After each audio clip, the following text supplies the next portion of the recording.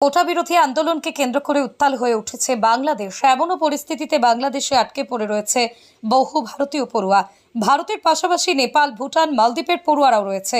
এমতো অবস্থায় ঢাকায় অবস্থিত ভারতীয় হাইকমিশনের উদ্যোগে রবিবার কোচবিহার জেলার চ্যাংড়াবান্ধা সীমান্ত ইমিগ্রেশন চেকপোস্ট দিয়ে 400-র বেশি পড়ুয়া ভারতে আসেন, যাদের অন্য রাজ্য সরকারের পক্ষ থেকে সমস্ত রকম ব্যবস্থা রাখা হয়। মেখলিগঞ্জ থানার পুলিশের পক্ষ থেকে ওই দেশ থেকে এই দেশে আসার পর তাদের বসা থেকে শুরু করে সমস্ত কাজকর্ম ধৃত হয়, সেই ব্যবস্থা করা হয়।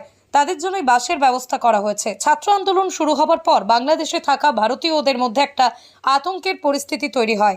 বাংলাদেশের রংপুরের কমিউনিটি মেডিকেল কলেজ এবং প্রাইম মেডিকেল কলেজ রংপুর থেকে সকালেই চ্যাংড়াবান্ধা ইমিগ্রেশন চেকপোস্ট দিয়ে ভারতে আসে। পড়ুয়ারা জানান, তারা কলেজের ভিতরে থাকলেও বাইরের পরিস্থিতি কম ভয়াবহ হওয়া তারা ভয়ে ছিলেন। ইন্টারনেট পরিষেবা বন্ধ করে দেওয়া হয়েছে। পরিবারের সাথে যোগাযোগ করতে পারছিলেন না, তবে দেশে ফিরে ভালো লাগছে। একটু খারাপ আসছে, কিন্তু আমাদের কলেজ আমাদেরকে অনেক সেফলি নিয়ে আসছে, এসকর্ট দিয়ে নিয়ে আসছে। অনেকজন ছাত্র আসছিলাম আমরা, আর রংপুর কমিউনিটি সবে একসাথে আসছিলাম, মানে ওদের বাস আলাদা, আমাদের পুরো একসাথে বাস দিয়ে নিয়ে আসছিল। ওখানে কি পরিস্থিতি রয়েছে? ওখানে তো পরিস্থিতি একটু খারাপই আছে। আমরা তো ভালো করে জানি না, ইন্টারনেটটা শাটডাউন ছিল আর আমরা হোস্টেল থেকে বের হয়নি। এত কতটা ভয় কাজ করছে? ভয় তো অবভিয়াসলি আসছিলই, কারণ আমরা অন্য একটা দেশে ছিলাম, আমরা ইন্টারনেটও শাটডাউন, প্যারেন্টসের সাথে কথাবার্তা কিছু ছিল না। স্টিল একটা হোপ ছিল কিনা আমরা তাড়াতাড়ি বাড়িতে আসতে পারবো। বাড়ির লোকের সঙ্গে যোগাযোগ হচ্ছিল কোনো রকম? ওখানে একটু যদি লাইক ইন্টারন্যাশনাল কল অ্যাভেলেবল ছিল, একটু মানে সবসময় রিচার্জটা পাওয়া যাচ্ছিল না। সো যখনই পাওয়া যাচ্ছিল তখন আমরা ইন্টারন্যাশনাল কল করছিলাম, বা প্যারেন্টসরা এখান থেকে ইন্টারন্যাশনাল কল করছিল। তো ওটাই একটা অনলি অপশন ছিল। আজকে ফিরে কতটা ভালো লাগছে? অনেক ভালো লাগছে, নিজের দেশে বর্ডারে আসে অনেক ভালো লাগছে। কি নাম তোমার? আমার নাম মেহমিন বুরহানা সিকদার, কোথায় বাড়ি? আসাম, গুয়াহাটি।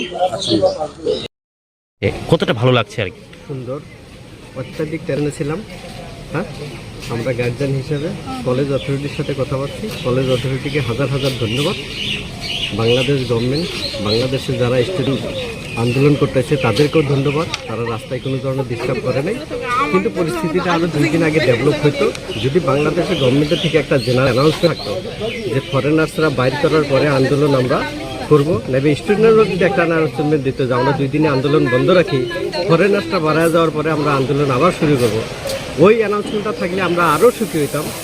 তাহলে ছেলেমেয়েরা হোস্টেলের ভিতরে রাস্তায় এই ধরনের কোনো পরিস্থিতি শুনলে নাই, বা আমরা প্যারেন্টসরাও যদি বাইরে থেকে আসি আমাদের অনেক কষ্ট হয়। অ্যাজ এ হোল সবাইকে, ইন্ডিয়া গভর্নমেন্ট, বাংলাদেশ গভর্নমেন্ট, বাংলাদেশের স্টুডেন্ট সবাইকে ধন্যবাদ। বললাম কতটা টেনশনে ছিল এই কদিন? অত্যাধিক টেনশন, 3 দিন ধরে শুই নাই। কি নাম আপনার? আমি আব্দুল কাদের সিকদার, আসাম গল্পার। আপনার কে আমার মেয়ে ছিল? কোথায় ছিল? রংপুরে। Rangpur prime medical college. India government, Bangladesh government সবাইকে ধন্যবাদ। ঠিক। আজকে যে যাত্রীগুলো আসছে স্যার, এই সময় আমাদের কিছু বলবেন আপনি স্যার? হ্যাঁ, আজকে বাংলাদেশ থেকে প্রায় 500 মতো স্টুডেন্ট ইন্ডিয়াতে আসার কথা আছে।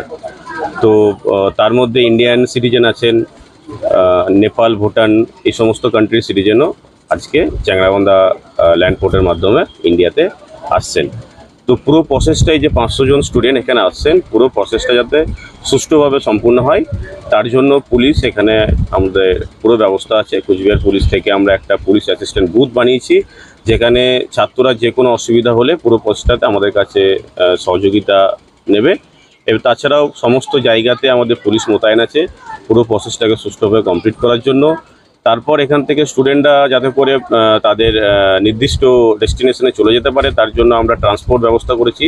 পুরো 11খানা বাসের অ্যারেঞ্জমেন্ট এখানে আছে, যারা ছাত্রদেরকে ট্রান্সপোর্ট করবে শিলিগুড়িতে। তাছাড়াও আমরা এখানে মেডিকেল টিমের ব্যবস্থা আছে এমার্জেন্সির জন্য, এবং যাতে করে এত স্টুডেন্টদের এত দূর থেকে আসছে কোনো অসুবিধা না হয় তার জন্য জল এবং ফুড এই সমস্ত ব্যবস্থা পুলিশ করেছে। এবং পুরো প্রক্রিয়াটা সুষ্ঠুভাবে সম্পূর্ণ করার জন্য পুলিশ পুরো সজাগ আছে এবং অ্যাক্টিভ আছে। স্যার মোট কতজন স্টুডেন্ট আসছে? আজকে যেটা আমাদের কাছে কমিউনিকেশন আছে অফিসিয়ালি, সেটা হচ্ছে প্রায় 500 জন মতো স্টুডেন্ট আমাদের এখানে আসবে। এখনো পর্যন্ত 200-এর উপরে স্টুডেন্ট এখানে এন্ট্রি করেছে। স্যার আর স্যার এই 500 পার করে কি আরো বেশি আসবে কিছু স্যার? সেটা আমরা আমাদের কাছে যেটা ইনফরমেশন 500-এর উপরে আসছে, ঠিক আছে। এক্স্যাক্ট নাম্বারটা আমরা at the end of the day বলতে পারবো। যারা বিদেশি স্টুডেন্ট রয়েছে তাদের পৌঁছানোর কোনো কীভাবে ব্যবস্থা করা হয়েছে? তাদেরকে আমরা এখান থেকে শিলিগুড়ি যেটা আছে আমরা এখান থেকে ট্রান্সপোর্ট শিলিগুড়িতে করে দিচ্ছি। ওখান থেকে ওনারা হয়তো বাই ট্রেন বা ফ্লাইট ওনারা সেরকমভাবে যাবে। চ্যাংরাবান্ধা থেকে শিলিগুড়ি যাওয়ার ট্রান্সপোর্টের ব্যবস্থা আমরা প্রত্যেকটা স্টুডেন্টের জন্য রেখেছি। স্যার নিরাপত্তা কেমন ব্যবস্থা থাকবে স্যার? পুরো নিরাপত্তার ব্যবস্থা আছে। পুরো যে রাস্তাটা আছে পুরো রাস্তাতে জলপাইগুড়ি পুলিশ এবং আমাদের কুচবিহার পুলিশ সবাইকে অ্যালার্ট রাখা হয়েছে এবং প্রত্যেকটা যে বাস যাচ্ছে তার সাথে প্রত্যেকটা বাসের সাথে আমাদের পুলিশ পার্সনও রাখা হয়েছে। ধন্যবাদ স্যার।